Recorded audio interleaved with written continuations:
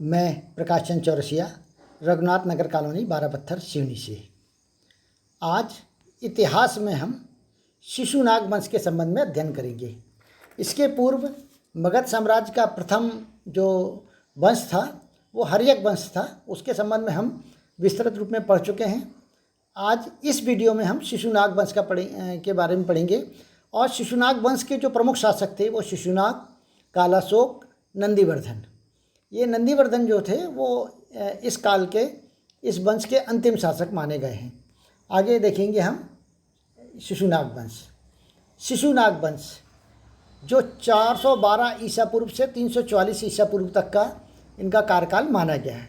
अब इस वंश के प्रमुख शासक के रूप में हम देखें तो सबसे पहले शिशुनाग, जिनका शासन 412 ईसा पूर्व से 394 ईसा पूर्व तक का माना गया है।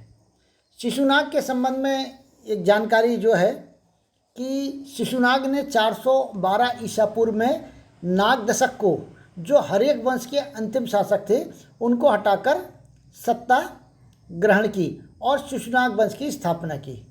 अर्थात अगर हम देखें तो जो नाग दशक थे, जो हर्यक वंश के अंतिम शासक थे, एक विलासी और कमज़ोर शासक थे।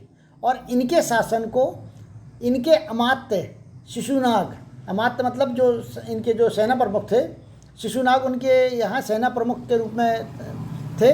तो नागदशक और उनके सहयोग से ही नागदशक अपना प्रशासन चलाते थे। शिशुनाग ने जब देखा कि नागदशक एक कमज़ोर शासक हैं और उनके कार्यकाल में अनेक जनता भी त्रस्त थी और विद्रोह भी कर चुकी थी, तो शिशुनाग ने उसका फ़ायदा उठाकर नागदशक को सत्ता से हटा दिया और स्वयं सत्ता ग्रहण कर ली। इस तरह शिशुनाग ने शिशुनाग वंश की स्थापना की और ये मगध में शासन करने वाला दूसरा वंश बन गया। महावंश के अनुसार शिशुनाग लिच्छवी के राजा की वैश्य पत्नी के पुत्र थे। ये माना जाता है कि जो लिच्छवी के राजा थे, उनकी जो वैश्य पत्नी थी, उनके पुत्र थे शिशुनाग। शिशुनाग एक प्रतापी शासक थे। उन्होंने मगध के प्रबल प्रतिद्वंदी अवंती शासक अवंतीवर्धन को हराकर अवंती राज को अपने साम्राज्य में मिला लिया। अवंती एक प्रमुख साम्राज्य था और शक्तिशाली साम्राज्य था, लेकिन शिशुनाग ने अपने प्रताप के कारण,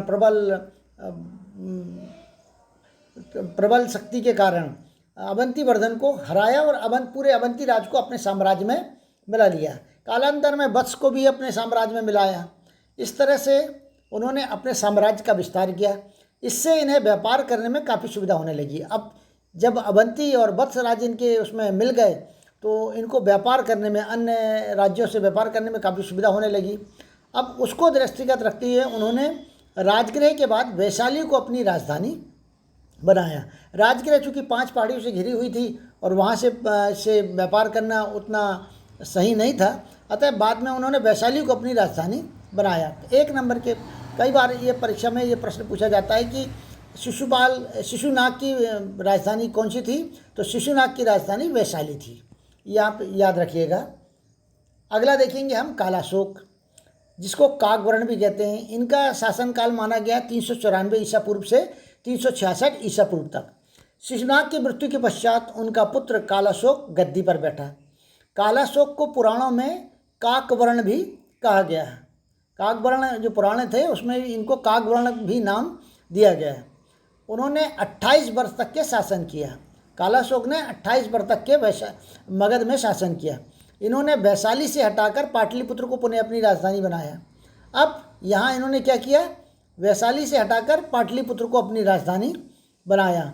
महाबोधि वंश के अनुसार कालाशोक के 10 पुत्र थे। महाबोधि जो वंश था, कालाशोक के 10 पुत्र थे और ये माना जाता है कि इन 10 पुत्रों ने इसके पश्चात, इनके पास कालाशोक की मृत्यु के पश्चात इन 10 पुत्रों ने शासन किया। चूँकि इनके संबंध में कोई विशेष इतिहास देखने को नहीं मिलता है और इसीलिए यहाँ पर इनके बाद ये माना गया है कि नंदी जो वर्धन थे उन्होंने शासन किया। अब कालाशोक के समय में एक प्रमुख घटना थी। इन्होंने बौद्ध धर्म को संरक्षण किया, स्वयं बौद्ध धर्म को मानने वाले थे। और ये कहा जाता है प्रमुख घटना में कि द्वितीय बौद्ध संगीति, या जिसको हम बौद्ध सभा कहते हैं, उसका आयोजन 383 ईसा पूर्व वैशाली में किया था। कई बार परीक्षा में ये प्रश्न पूछे गए कि द्वितीय बौद्ध संगीति किसके शासनकाल में हुई थी, तो कालाशोक के शासनकाल में हुई थी। और इस समय कौन सा जो वंश था, शिशुनाग वंश था, और कब हुई थी, 383 ईसा पूर्व। कहाँ हुई थी, वैशाली में। इस बौद्ध संगीति के अध्यक्ष सबकामी, या जिसको साबक मीर भी कहते हैं, उन्होंने इसकी अध्यक्षता की थी। आगे देखेंगे कालाशोक के संबंध में। बाणभट्ट द्वारा रचित हर्षचरित्र के अनुसार कालाशोक को पाटलिपुत्र महापद्मनंद नामक व्यक्ति ने चाकू मारकर इनकी हत्या कर दी थी। और इसके पश्चात इनके जो पुत्र थे नंदीवर्धन, वह गद्दी पर बैठे। नंदीवर्धन शिशुनाग वंश के अंतिम शासक माने गए हैं। आगे हम देखेंगे नंदीवर्धन के संबंध में। नंदीवर्धन 366 ईसा पूर्व से 344 ईसा पूर्व तक के। नंदीवर्धन या इनके जो अन्य जो भाई थे, इन्होंने ये माना जाता है कि इन सब ने मिलकर शासन किया था, लेकिन इसके संबंध में इतिहास में कोई विशेष जानकारी प्राप्त नहीं होती है। कालाशोक की हत्या के पश्चात उनका पुत्र नंदीवर्धन गद्दी पर बैठा। इसके संबंध में इतिहास में ज़्यादा जानकारी कहीं प्राप्त नहीं हो रही है कि किस किस ने शासन किया, कब कब किया।